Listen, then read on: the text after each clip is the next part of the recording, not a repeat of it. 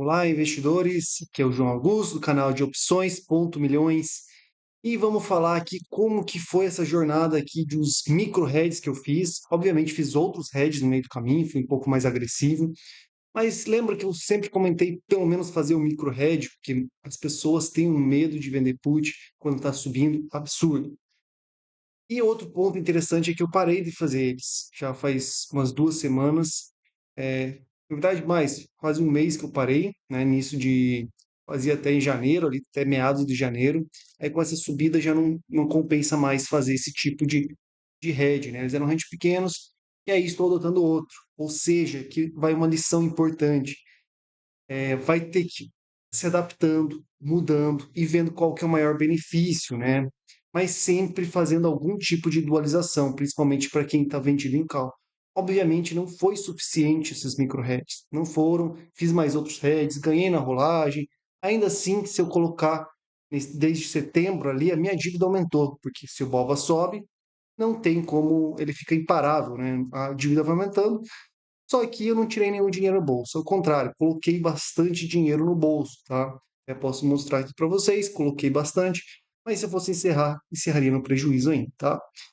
Só que uma hora a conta vai fechar. Não sei se o BOVA continuar subindo aí 40, 45% ao ano, todo ano, uma hora acabar não fazendo isso todos os anos, uma hora começa a ficar bem positivo para mim, tá? Então, vamos lá. Ver quanto que deu por semana, quanto que deu no total.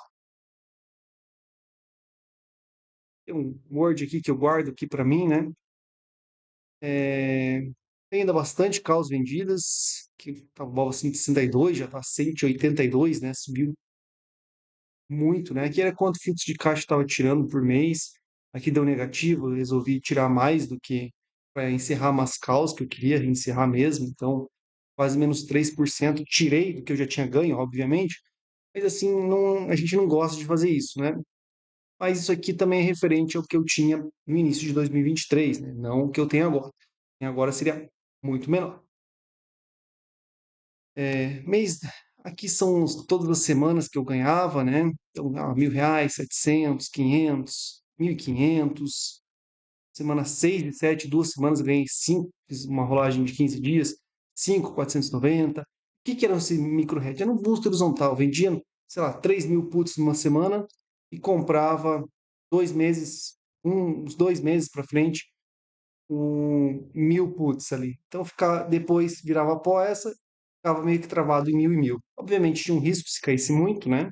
Pagaria para rolar, mas seriam só 2 meses, né? E aí minha solução com cal estaria melhor.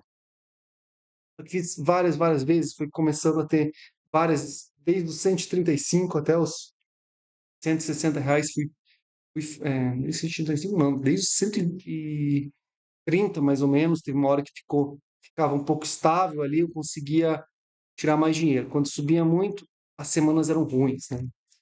Com 2.600, 2.800, olha essa semana aqui, 3.500, aí subiu provavelmente 826, ou caiu, né? O ruim é a rolagem. Semana 12, 5.820, né? Comecei a adquirir muitas puts longas e conseguia fazer muitas travas, né? Toda semana, tem semana que eu fiz 2 vezes esses micro hedges, então começava a valer muito a pena. 910, 1.200, 260, 3.300, 2.200, 1.600, 612, 250. Micro hedge, no caso, eram boosts horizontais com valor pequeno, tá? Eu poderia vender, eu tinha 15 mil causas, estava fazendo com 3.000, 3.000, 3.000, comprando 1.000, depois zerava tudo.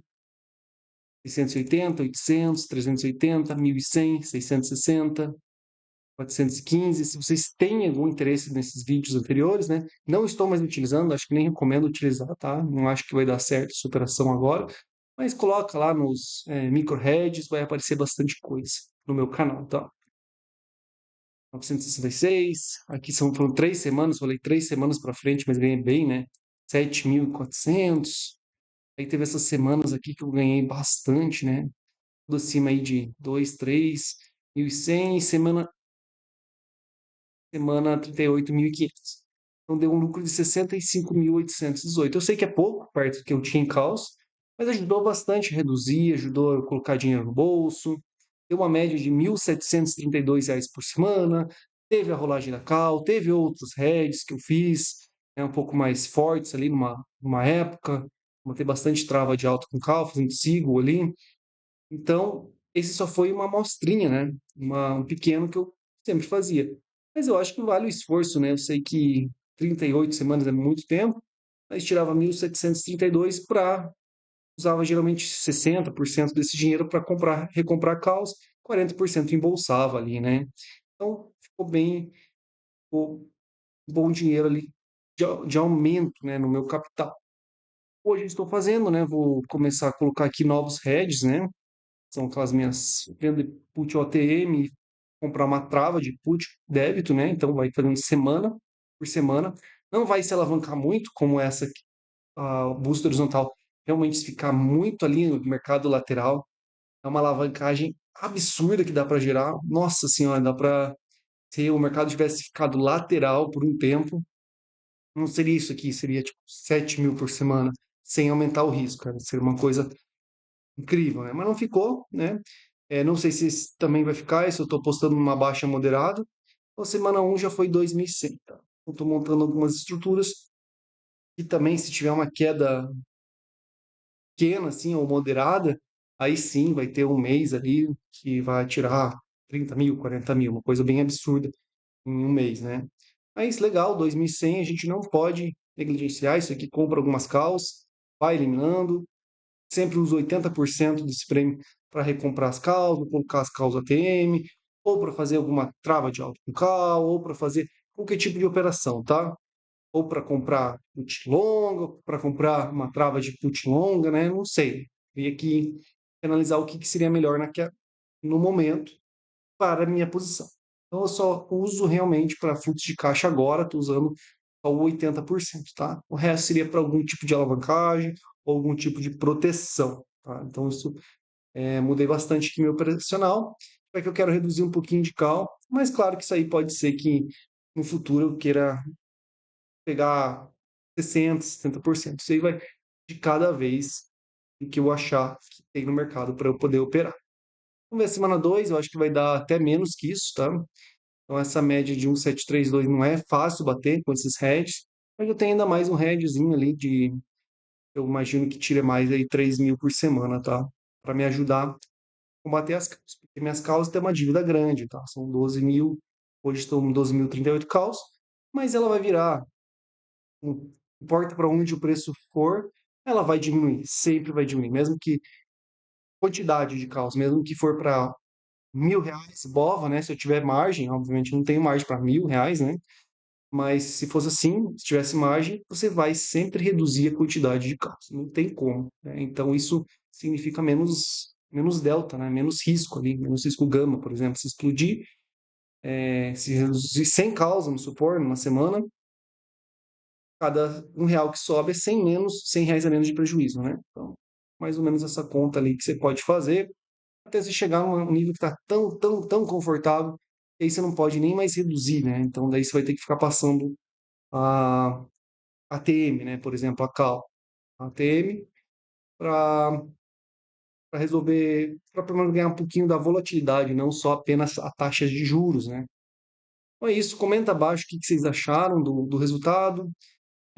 Acho que 1.700 na semana não é ruim, não é excelente, mas pelo risco que eu corri, que foi muito baixo, foi inicial, depois foi parando para nulo, para muito, muito baixo, eu sempre estava travado, e travado numa curta, 2, 3 meses no máximo, né? Então, acabei usando bem esse recurso ali. As puts, assim, bem ATM, estavam pagando bem, eu conseguia comprar um terço delas ali de 2 meses para frente, às vezes eu conseguia de 3 meses para frente, então foi bem interessante fazer isso. O ruim é que o Bova não parou de subir, né? Não deu um descanso. Se ele tivesse subido um pouco mais devagar, sobe, desce, o que ele geralmente faz, teria funcionado muito, muito melhor. Mas funcionou, né? Por isso que eu falo, alguma dualização vocês têm que fazer, em que for com valor menor. E quem não fez e tem cal vendida, só fez às vezes conheço gente que fez vendeu muita cal e ficava só na expectativa que o BOL vai cair, não vendia nem 30% de put do que tinha em call, né? Porque mesmo se cair, tudo bem, não tem problema, mas a rolagem vai ser positiva se você vender só um pouco de put. Aí você tem que focar, o que você quer focar? No ganho, né, ali na hora, ou você está focando na estrutura na rolagem? Se for no ganho na hora, você não vai poder fazer esse tipo de deixar entrar uma call ITM, tá? Nunca, nunca. Então, tem que ter essa calma. E ter margem, tá? Ter bastante margem. Agora já mudou, tá? Antes era, acho que cada R$ 100 você tinha que ter pelo menos o máximo, né? Não é o mínimo, o máximo, R$ 1 ali. Por exemplo, se tivesse 1.000 calls vendidos, teria que ter R$ 100.000. Eu já acho que hoje, 1.000 calls vendidos tem que ter R$ 150.000 no máximo, operação mais alta possível. Por quê? Se for bem ATM, e você depois buscar reduzir, você reduz 30%, às vezes muito, muito rápido, tá? E aí já fica uma margem bem tranquila.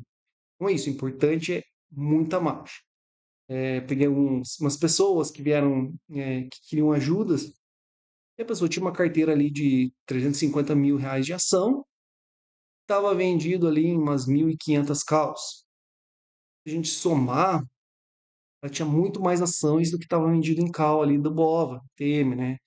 Era só ela dualizar um pouquinho, ganhar essa rolagem, ganhar ali da put ali também um pouquinho, né? Não precisa de fazer 50% dela, da posição dela, estava com uma call do 140, 150, não lembro. Então, se ela vendesse só 40% ali, próximo ao dinheiro, se caísse para 160, a rolagem dele seria imensamente positiva ainda, tá? Ele ainda ia rolar, ele ainda conseguir reduzir tudo.